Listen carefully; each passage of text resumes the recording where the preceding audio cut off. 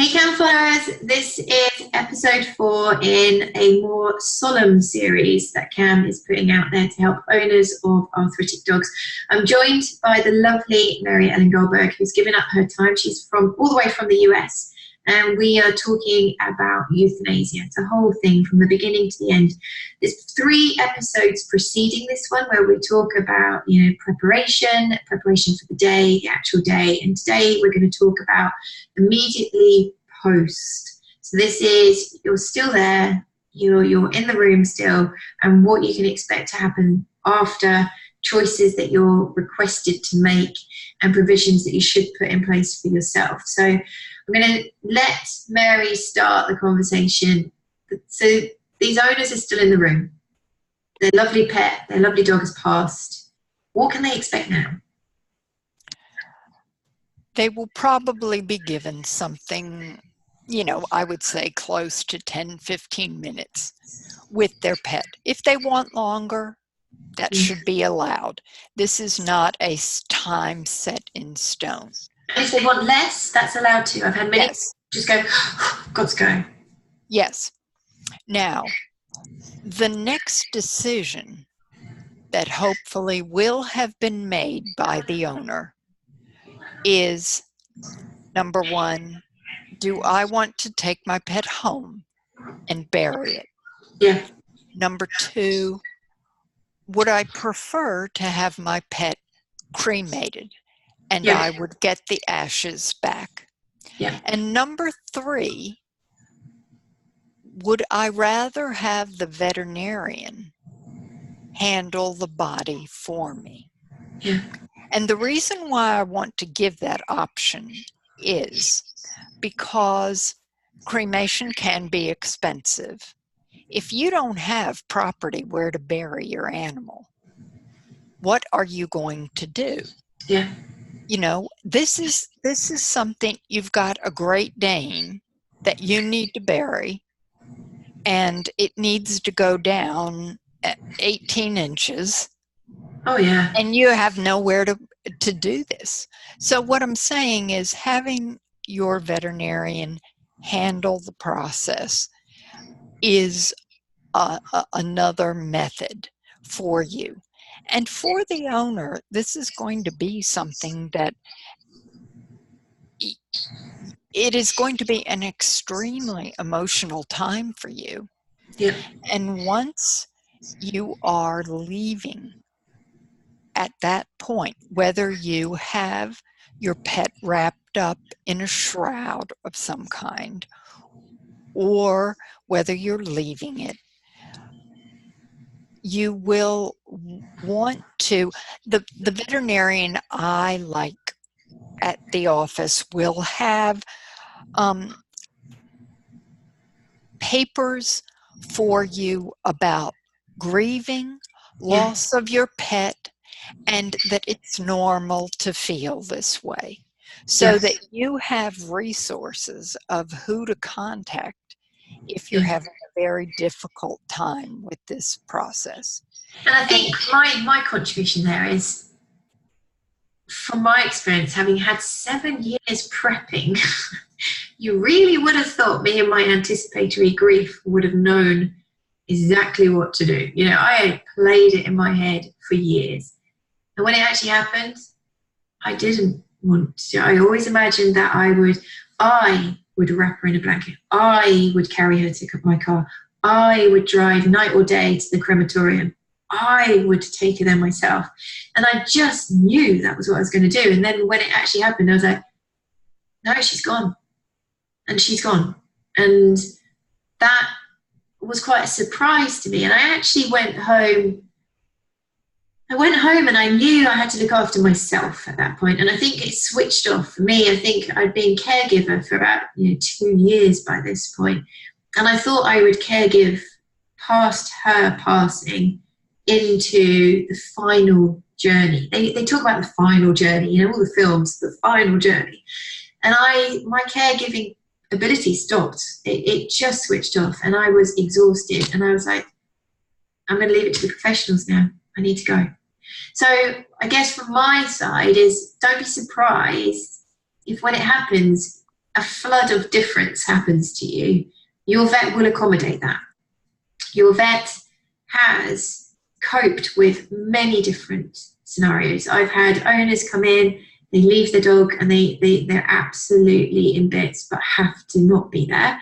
I've had owners that, you know, want to be there, the whole family's there. We've seen it all. We've had people plan it to the nth degree. We've had people that are quite spontaneous. Do not think that your request change is going to be difficult. We can cope with it.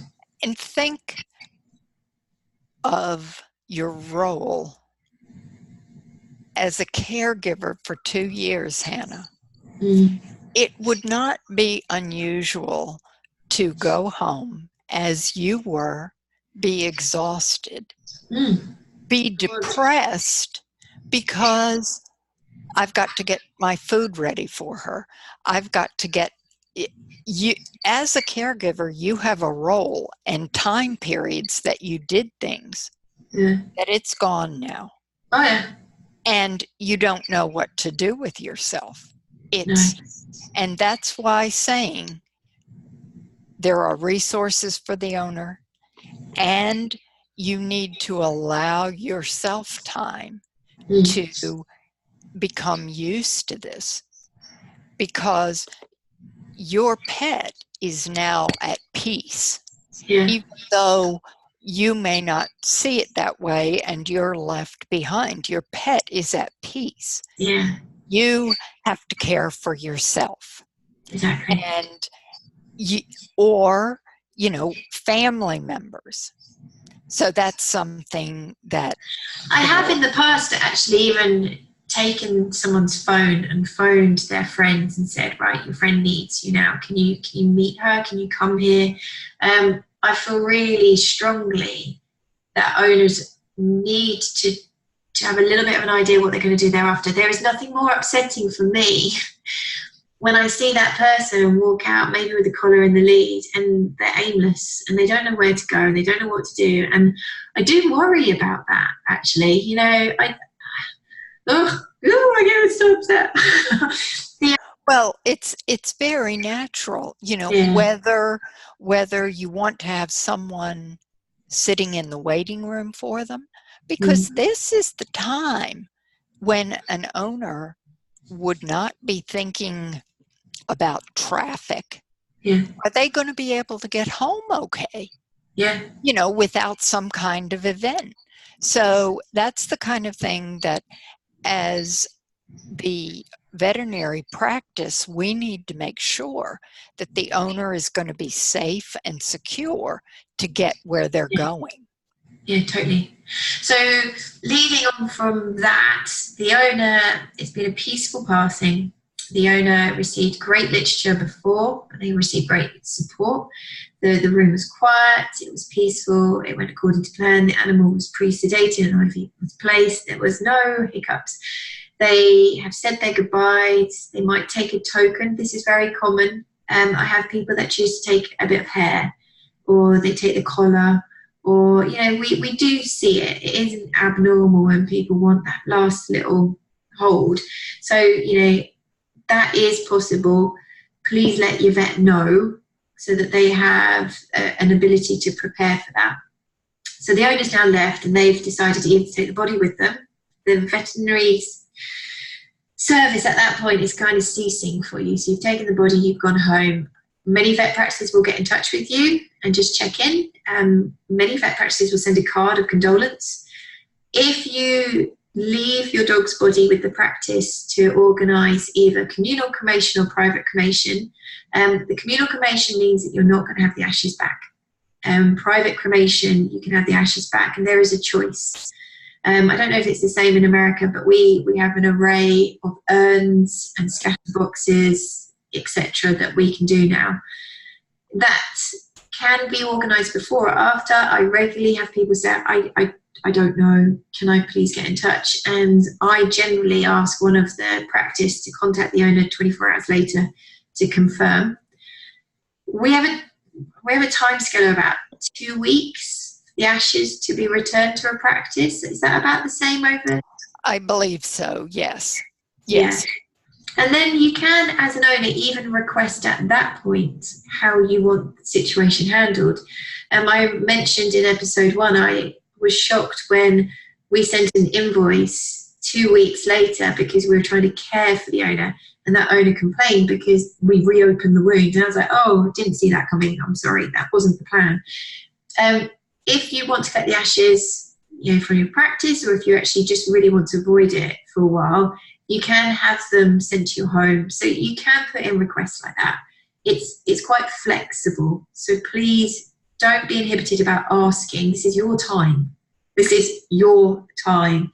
And this is our chance to give you a really great service. We've got another episode after this, which I hope is going to get into some of the worries. So we've talked about the whole event. Me and Mary are going to come back for the next episode.